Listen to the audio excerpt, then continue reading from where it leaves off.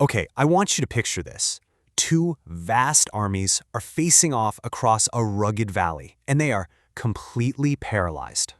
On one side, you have the Philistines. On the other, the Israelites. They are locked in this incredibly dramatic standoff in the Valley of Elah, where the Israelites are facing literally the greatest, most imposing physical threat they have ever seen.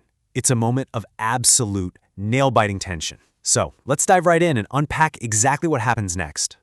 Welcome to the Pardes channel. Today we explain Prophet Samuel 1, chapter 17, in a clear and simple way, step by step.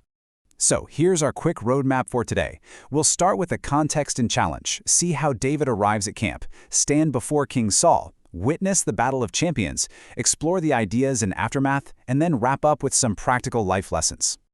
All right, Section 1, Context and Challenge. Let's set the scene, right? The Israelites and the Philistines have drawn up their battle lines. The Philistines are stationed on one hill, the Israelites are on the opposing hill, and the Valley of Elah is sitting directly between them. But instead of this massive full-scale clash, they're just paralyzed. Paralyzed in total fear. And why? Because of one single man, Goliath of Gath. The Hebrew text is actually super specific about the sheer overwhelming scale of this guy. He is heavily armored. We're talking a bronze helmet, a coat of scale armor, and bronze leg guards. He's carrying this massive spear. And to really give us a sense of his terrifying size, the text notes that the iron point of his spear alone weighed 600 shekels. To put that into perspective, that's roughly 15 pounds. I mean, imagine trying to swing a weapon where just the tip weighs as much as a bowling ball. His shield bearer literally has to walk ahead of him just to carry his shield. This is the ultimate intimidating warrior. And Goliath doesn't just want a normal battle. He's looking for a winner-take-all duel to decide the fate of both nations. He steps out and shouts to the ranks of Israel, totally defying them. He proposes this brutally simple contract. Choose a man and have him come down to me. If the Israelite wins, the Philistines become their subjects. But if Goliath wins, the Israelites become subjects to the Philistines. And get this, he doesn't just do this once. He struts out there every single morning and every single evening, taunting the ranks of Israel for 40 straight days. 40 days. Upon hearing these words, King Saul and all the Israelites are, as the text plainly states, completely dismayed and terrified. Moving right along to Section 2, David arrives at camp. So, while the entire army is frozen in fear down in the valley, the story totally shifts gears and takes us back to Bethlehem. We meet a man named Jesse who has 8 sons. His 3 oldest, Eliab, Abinadab, and Shammah, they've actually followed King Saul to the war. But David, the youngest, has been commuting back and forth from Saul's court just to tend his father's sheep. Early one morning, running an errand for his dad, David leaves his sheep with a keeper. Now, keep in mind, he's not heading to the battlefield as a soldier. He's going strictly as a delivery boy, just following his father's instructions. Hey, take an ephah, which is about 22 liters, of roasted grain and 10 loaves of bread for your older brothers. He also sends along 10 cheeses to hand over to the commander of their unit. Jesse just wants David to check in, see how his brothers are doing, and bring back some good news that they are safe. So David arrives at the camp's barricade at the exact moment the army is heading out to its battle positions, and they're shouting the war cry. He leaves his supplies with the keeper of the baggage, runs to the battle lines, and greets his brothers. It's such a striking contrast, isn't it? You have this young boy carrying cheese and bread, walking right into the middle of this impending violent war zone. Now, while David is catching up with his brothers, Goliath steps out and shouts his usual defiant challenge. David hears it, and he also sees the Israelite soldiers literally running away in great fear. So David starts asking the guys around him, hey, what's the reward for killing this Philistine and removing this disgrace? He asks, who is this uncircumcised Philistine that he should defy the armies of the living God? But almost instantly, he hits a wall of interpersonal conflict. His oldest brother, Eliab, hears David talking and just burns with anger. He publicly belittles his little brother, completely misjudging his motives. He accuses David of being conceited, having a wicked heart, and just coming down to watch the battle like it's some sort of spectator sport. David just kind of replies, now, what have I done? Can't I even speak? And calmly turns away to ask someone else. Which brings us to Section 3, Before King Saul. Word of David's fearless questioning spreads like wildfire through the camp and eventually reaches King Saul. Saul sends for him, bringing this young boy directly before the desperate monarch. And David boldly tells the king, let no one lose heart on account of this Philistine. Your servant will go and fight him. But right here, we see this incredible clash of perspectives. Saul is looking strictly through the lens of standard military qualifications.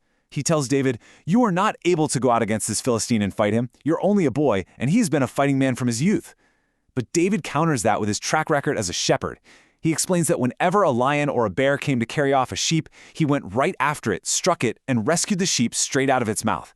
He tells Saul he has killed both the lion and the bear, and he's totally confident this Philistine will be just like one of them, simply because he has defied the armies of the living God. David's rationale here is perfectly simple and profound.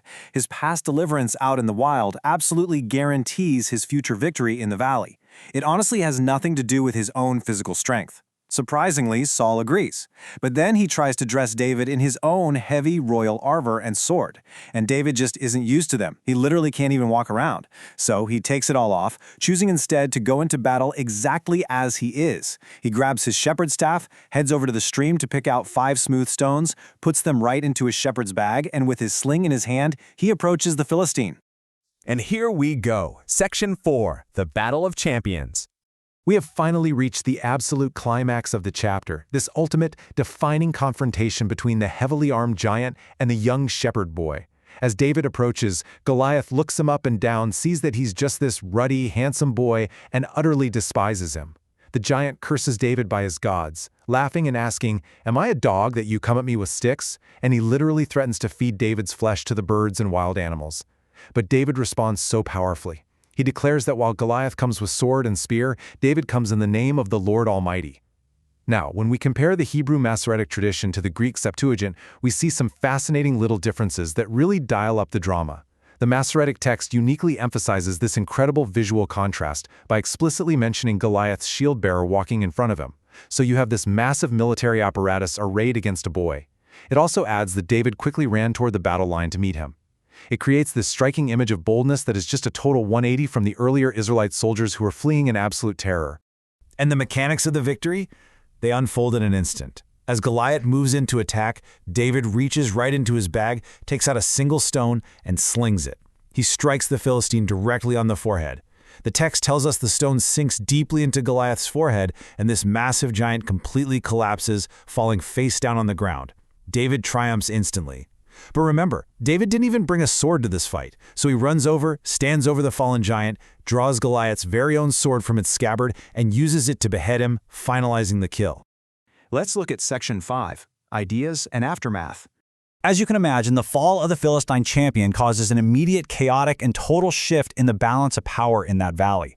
The Israelites, who had been cowering in fear for 40 days, are completely transformed by what they just witnessed.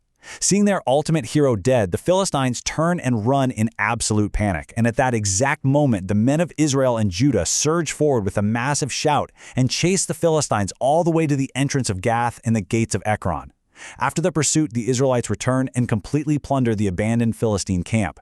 Meanwhile, David takes the Philistines' head and brings it to Jerusalem, placing Goliath's weapons in his own tent. And the chapter concludes with this really profound question. As Saul was watching David go out to fight, he urgently asked Abner, the commander of the army, "Whose son is that young man?" Abner actually doesn't know. So when David returns with the head, he's brought right before the king, and David introduces himself simply, "I am the son of your servant, Jesse of Bethlehem." Finally, Section 6, Practical Life Lessons. As we wrap up this detailed step-by-step look at Chapter 17, let's distill some of the simple, practical takeaways from this narrative. The real beauty of studying the plain meaning of the text is that its wisdom is incredibly direct and applicable to our daily lives today. These straightforward lessons remind us of some pretty powerful truths. First off, true courage comes from trusting God, not outward appearances. Everyone else saw a giant, but David, he just saw a target defying God. Second, past faithfulness in small things, like fighting a lion to protect a single sheep, actually prepares us for the giant challenges we're going to face later. Third, standard worldly weapons, like Saul's heavy armor or Goliath's massive 15-pound spear, those aren't the only ways to achieve victory. You have to use the tools you know. And finally, plain obedience, just doing the totally mundane job of delivering cheese and bread to your brothers, can put you exactly where you need to be to change history. We don't need a king's armor to face our giants, for sure. Just faith and the simple tools we already have in our hands. So it leaves us asking, what is the cheese and bread errand in your life right now that might be leading you to your greatest victory? Think about it. Thank you for learning with us. If this helped you understand the chapter better, like, subscribe, and join us for the next chapter.